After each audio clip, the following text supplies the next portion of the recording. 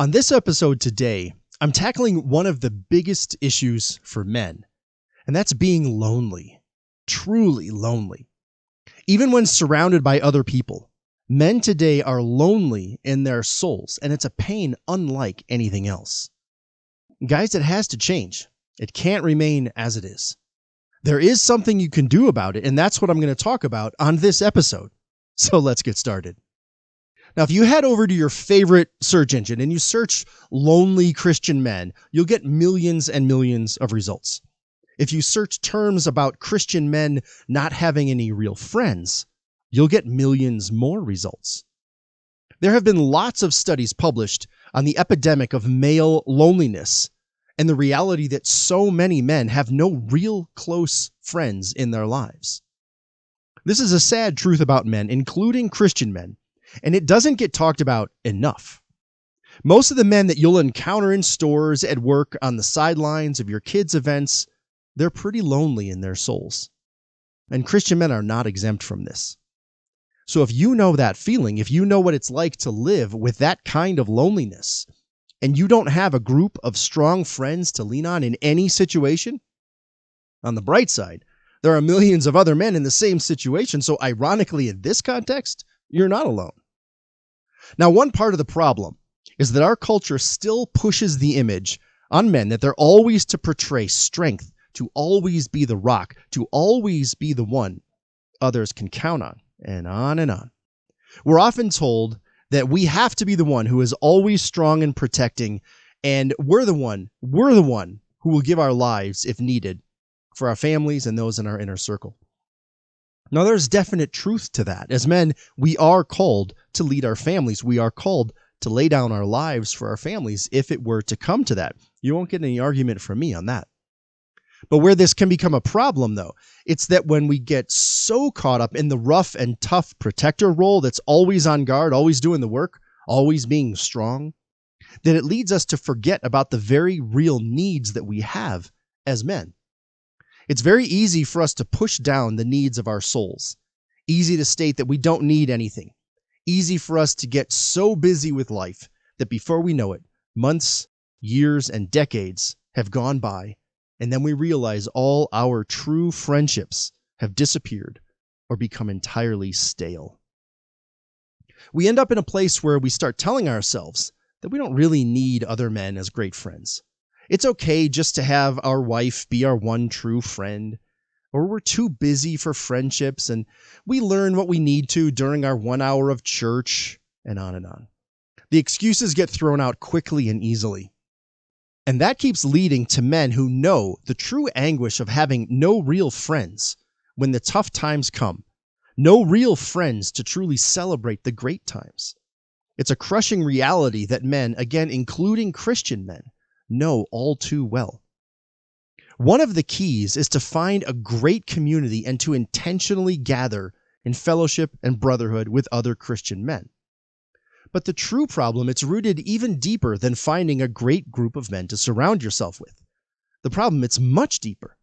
As men created by God, we're created to be in community. Early in the Bible, one of the first things that God says about Adam is that it's not good for Adam to be alone.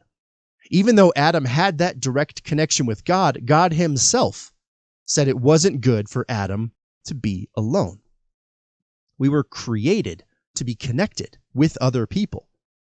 At a foundational level, a core piece of our very identity is wrapped up in our connection with other people. A father is only a father when he has children. A husband is only a husband when he is married. A brother only a brother when he has a sibling. A man who is loving needs the other person to be loving too. A man who is merciful needs the other person to show mercy to. And a man who is a friend needs the other man to be that friend. When we buy into the lie that it's okay for us to be alone, when we buy into the lie that it's enough to have our kids or our wives as our friends, when we buy into the lie that it's effective for us to just have buddies to hang out with and watch the game from time to time, we know in our souls that we're not meeting that need we have in our souls. We just get better at lying about it to ourselves and to others. If we're to model our behavior after Jesus, which I think we should, we can take a look at his own life. Jesus sets the standard. He shows us the way forward. And one of the things that he shows us is that friends are needed. He could have easily walked his walk alone, just going from town to town by himself, preaching and sharing about the Father. He could have easily done that, but he didn't. He surrounded himself with his friends. He had his friends by his side. He had his friends to talk with, to teach, to cry next to. He set the example that a man is to have friends with him on his walk. So if this is so important, which it is, what's getting in the way of Christian men building the friendships that we so deeply desire? Well, part of it I mentioned earlier, and how we push this need down and we lie to ourselves about not really needing it and that we're fine without it. But there's more than that. Something that's common as a struggle is that as men, we know we're looking for these friendships, but we don't know how to find them or how to build them without the required risk. See, there's no risk in a shallow friendship. There's no risk in just hanging out and watching the game. There's no risk at all in any of that. And real friendships require risk. Real friendships require that we share the real stuff that's happening in our lives, and that's risky. I mean, what if I share something and I get judged for it? What if I share something and I get mocked? Or what if I share something and I get misunderstood or discouraged or rejected, or all the other things that we could think of that could happen when sharing a deep truth? For you to have real friendships, it means that you will have to share that real truth. And that's one of the biggest stumbling blocks for so many men. So in order to avoid that rejection, we'll just not share. We'll remain alone where it seems much safer and less risky. Now, it's true that if we share, we might get hurt. It's true that it takes real time and effort to build strong friendships. And for many men, that's enough to keep them lonely. Something else that gets in the way is that we can get tricked into thinking that we have to find just the right men, just the right group. If we're hunters, then we need a group of Christian men who hunt. If we're golfers, then we need a group of Christian men who golf, and so on. And so we start searching for that one right group. But what happens then is we put the emphasis and the responsibility on the group instead of on ourselves. It's the group that's the issue, not me. It's the other guys who aren't right, not me. Now, it is important that the men you choose to build these friendships with share your worldview. That's true. As a Christian man, your core group of friends really should be other Christian men, men who will view the world through the same lens as you.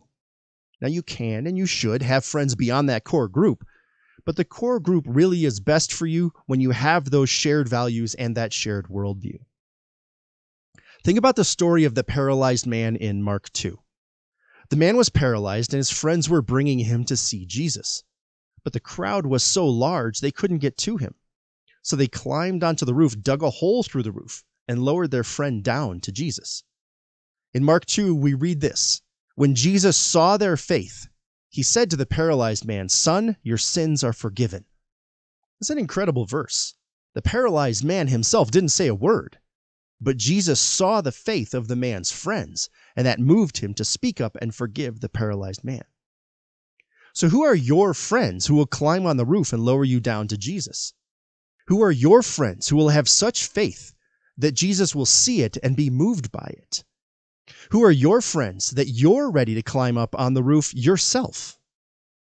Now, while it might not be a literal roof that you deal with, who can you call when the world is collapsing around you?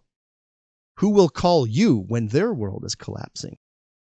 Who are the men who will be overjoyed at your success, wanting nothing in return? Who are the men who want to see you become the man that God created you to be? This isn't an option.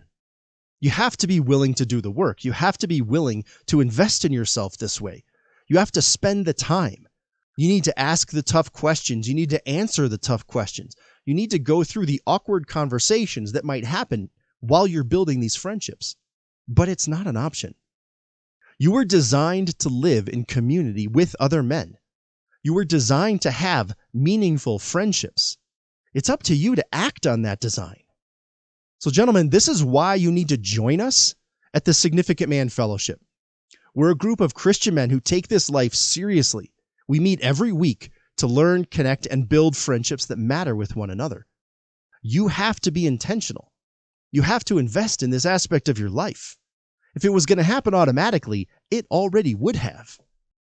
Head over to significantman.com, check out the fellowship, and then apply to join us today. It might be one of the most important things that you ever do. If you've never had a group of friends like that, this is one of the easiest ways to build that network, to build those friendships. So go to significantman.com, click on the fellowship link, and apply to join today. All right. Thanks for listening. Enjoy the next show.